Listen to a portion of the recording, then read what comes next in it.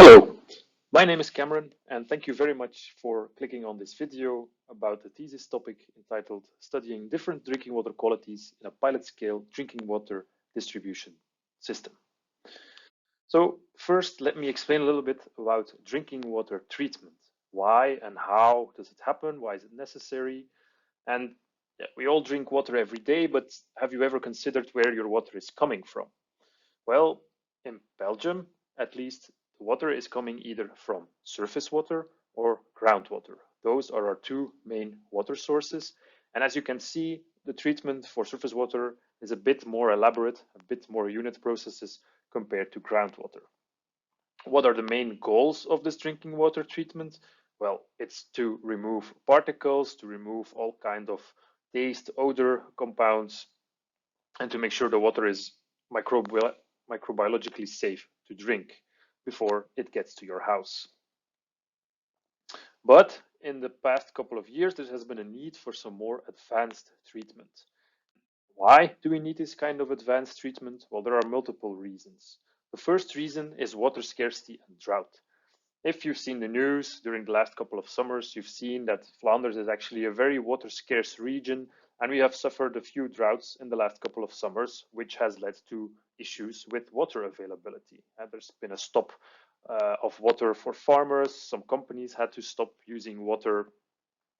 So we see that we are very vulnerable. And to alleviate this problem, we've also looked towards alternative water resources. For example, wastewater or brackish water. But these water types are not compatible with the current treatment that we have. So we need a more advanced treatment. Another reason for incorporating advanced treatment are emerging contaminants. No doubt you've heard about PFAS in the last couple of years, but also medicines and endocrine disruptors, drugs, they can all end up in surface water and also as a consequence end up potentially in our drinking water. So we want to make sure our drinking water distribution is safe and devoid of these products. A final aspect is also the biological stability. And that means that we can guarantee the microbial safety from source to tap during drinking water distribution. And in all of these cases, membrane technology plays a central role. So we use membranes to try and control more and more these different phenomena. In this thesis topic, we will focus specifically on biological stability. So what, I hear you think, biological stability? Well, if you would look at a water system from source to tap, this is a general water quality parameter, and this is more or less how it would change. So you start from a rather low quality of water, relatively speaking, of course, and then you will upgrade it stepwise during treatment. And then as soon as it enters the distribution, generally speaking, the water quality will degrade a bit. And also when it reaches your house, it will degrade even further.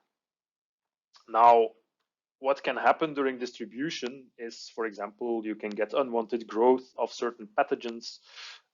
Potentially, you can form odor, taste, color, and these are all risks that we want to avoid as much as possible, and hence the concept of biological stability was born, to make sure that our water quality actually stays relatively constant throughout distribution. What can we do to control this? Well, we can try and select and protect the sources that we use. We can also focus on treatment. For example, these more advanced treatments, try to limit the nutrients.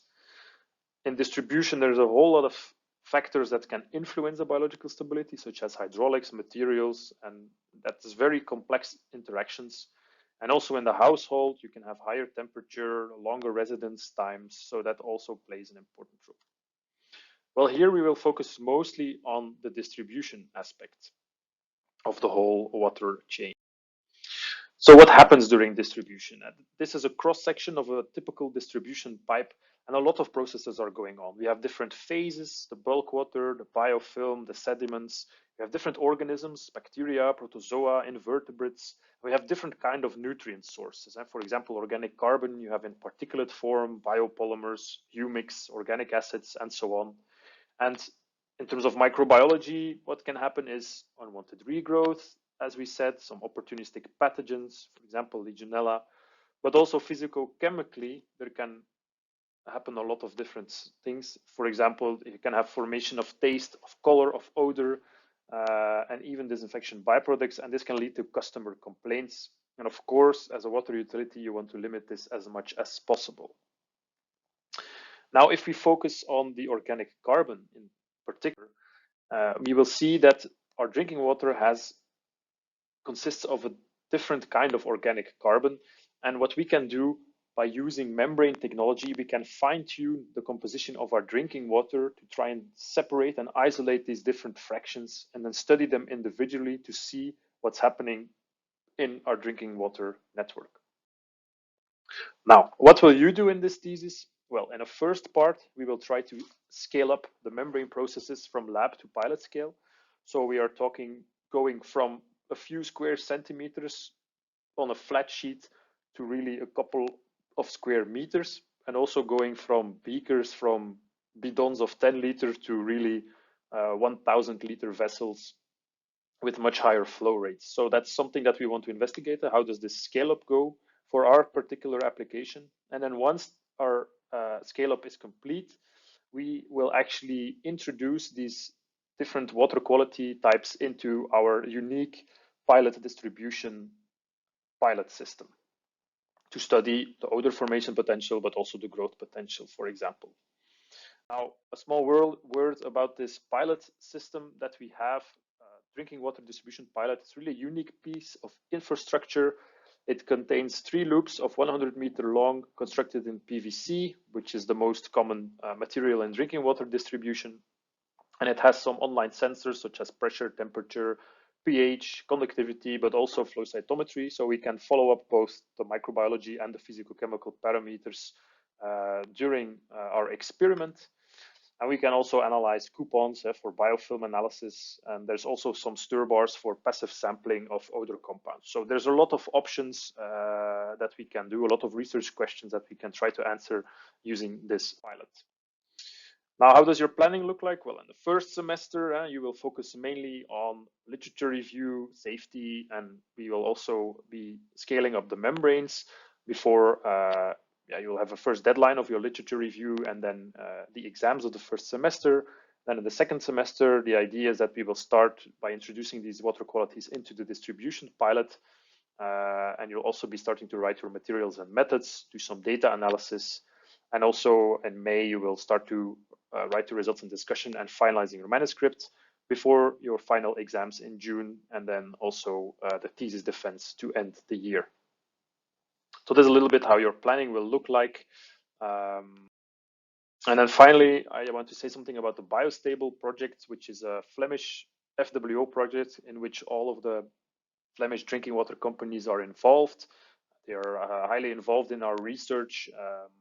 Chances are that you will meet some of these people also, or present your results even to them, get some feedback. And it's really an applied type of research. What you will be doing in this thesis is directly relevant for these water companies. So yeah, it also helps them to provide the safest drinking water and the best drinking water quality that they can. So if you're interested in this topic, you can check some of the links in the description, and always feel free to contact me if you want more details. Thank you, and good luck with your choice. Bye.